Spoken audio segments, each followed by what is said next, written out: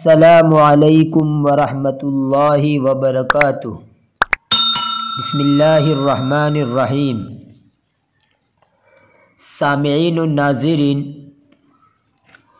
آپ کے سامنے ایک واقعہ پیش کیا جا رہا ہے جس کا عنوان ہے سعادت حقیقیہ، یعنی حقیقی سعادت۔ یہ واقعہ ہم سب کے لیے اور خصوصاً ان لوگوں کے لیے جو غریب اور مسکین لوگوں کے جذبات کے ساتھ کھلواڑ کرتے ہیں، ان کے لیے سبق آموز ہے۔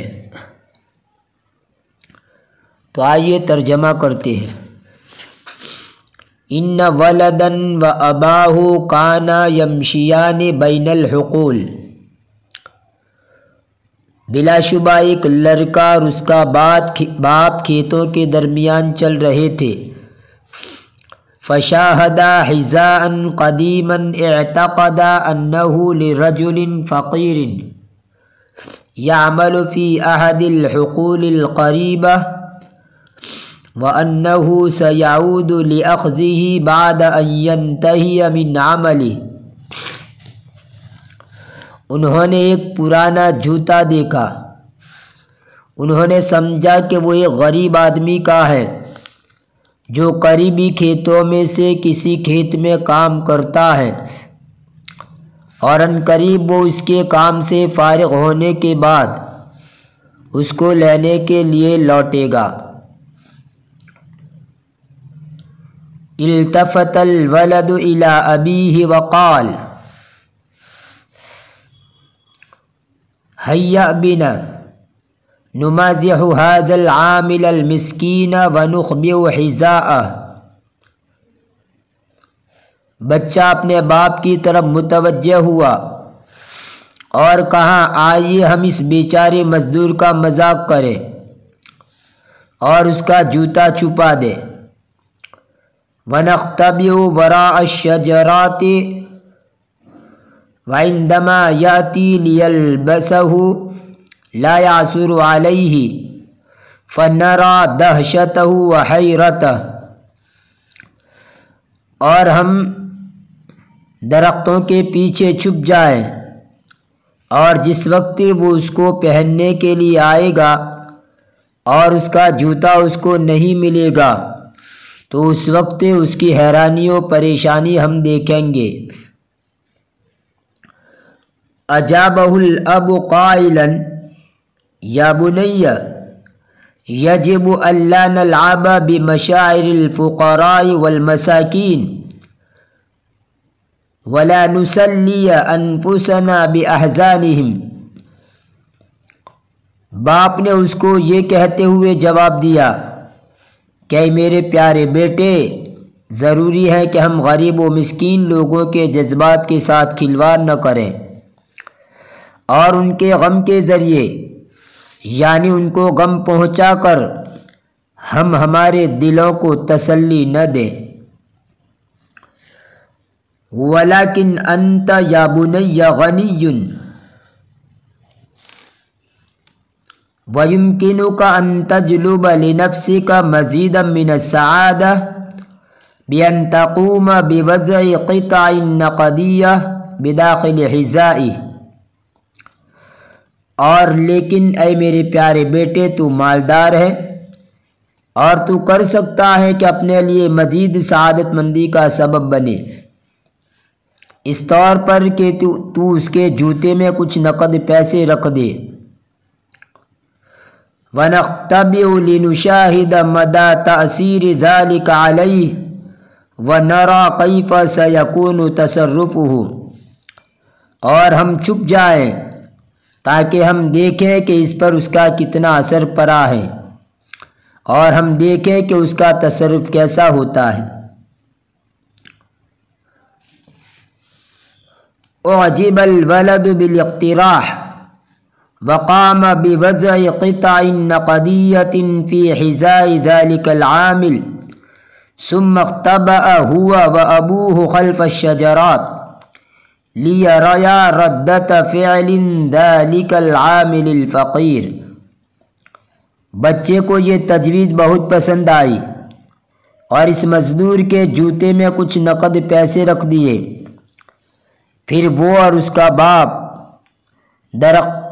درختوں کے پیچھے چھپ گئے تاکہ اس غریب مزدور کا رد عمل دیکھیں۔ وبعد برهة جاء العامل رص الثياب بعد أن أنهى عمله في المزرعة وأخذ حذاءه، فعندما وضع رجله في الحذاء وجد أن هنالك شيئا ما بداخله۔ کچھ دیر کے بعد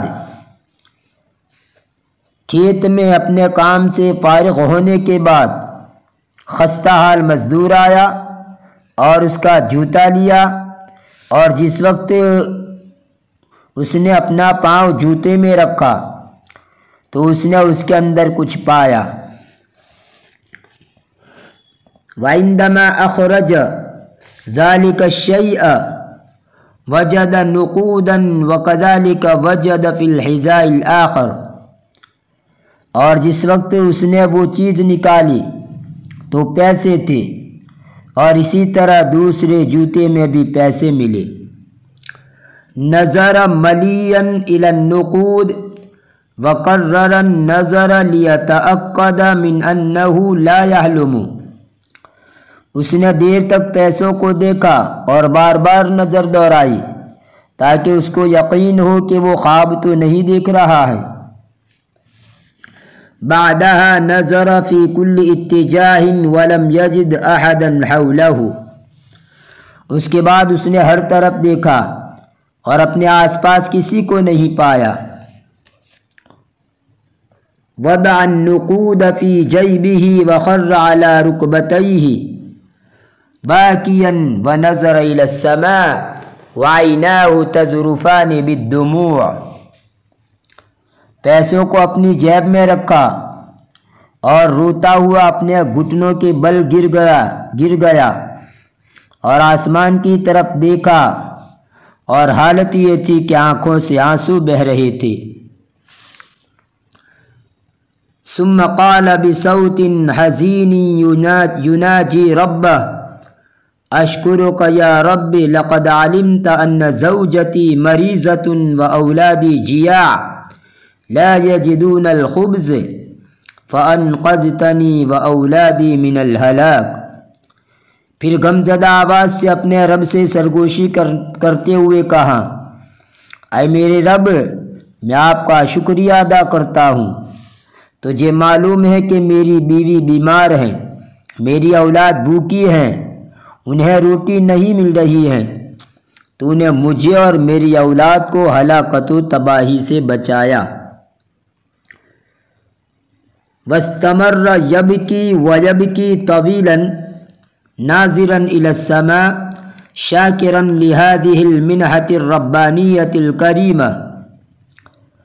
اور وہ آسمان کی طرف دیکھتے ہوئے دیر تک روتا رہا، اس ربانی اور خدائی عطیے کا شکر ادا کرتے ہوئے۔ تأثر الولد كثيرا وامتلأت عيناه بالدموع۔ بچہ بہت متاثر ہوا اور اس کی آنکھیں بھی آنسوؤں سے لبریز ہو گئی، دبدبا گئی۔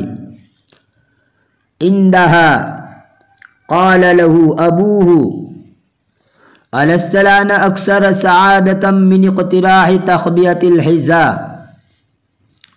اس وقت اس کے باپ نے اس کو کہا کہ کیا اب تو زیادہ خوش نصیب نہیں ہے اس کے مقابلے میں کہ تو جوتے چھپانے کی تجویز پیش کرتا تھا۔ اجابہ الولد لقد علمت درسا لن انساه ما حییت۔ لڑکے نے باپ کو جواب دیا کہ یہ سبق جو مجھے ملا ہے میں زندگی بھر اس کو نہیں بھولوں گا۔ لقد فهمت الآن معنى كلمات ما فهمناها من قبل في حياتي۔ اب میں کچھ ایسے کلمات کا مطلب سمجھ گیا جس کو میں میری زندگی میں پہلے نہیں سمجھا تھا۔ مثلا ایک یہ عندما تعطی ستکون اکثر سعادتا وسرورا من ان تأخذ، بجائے کسی کے پاس سے لینے سے اس کو دینا یہ تجھ کو زیادہ خوش کر دے گا یا تو زیادہ خوش نصیب ہوگا۔ فالسعادة الحقیقیة هي في العطاء دون الأخذ،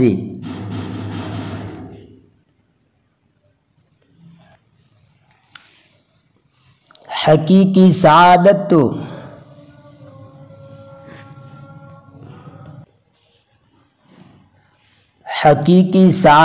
تو دینے میں ہے نہ کہ لینے میں۔ فقال له ابوه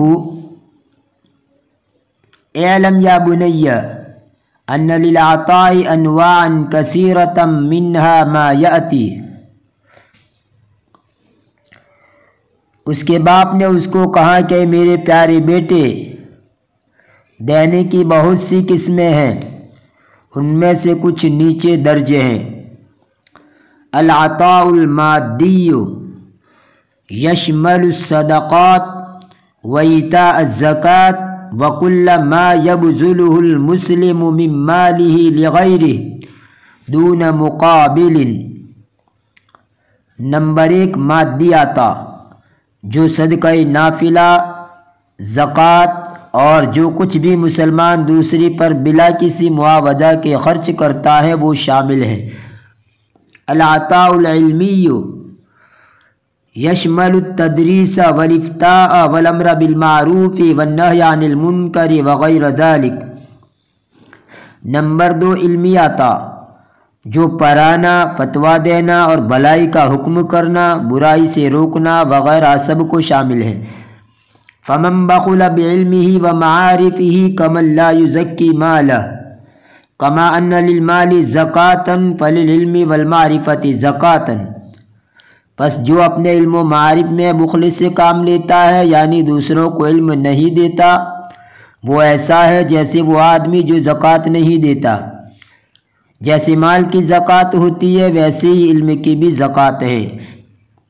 العطاء الجسدی وهو ان يعين المسلم الناس بجهده البدنی۔ نمبر 3 بدنی عطا، اور وہ یہ ہے کہ مسلمان لوگوں کی اپنی بدن کی طاقت لگا کر مدد کرے۔ فعلينا ان نساعد الاخرين بقدر الامکان لانه سلوک اخلاقی ودینی، پس ہمارے لیے ضروری ہے کہ ہم حتی الامکان یعنی جتنا بھی ہو سکے دوسروں کی مدد کریں، اس لیے کہ وہ دینی اور اخلاقی فریضہ ہیں۔ سامعین و ناظرین، آخر میں آپ سے گزارش کی جاتی ہے کہ اگر ابھی تک آپ نے میرے چینل کو سبسکرائب نہیں کیا ہے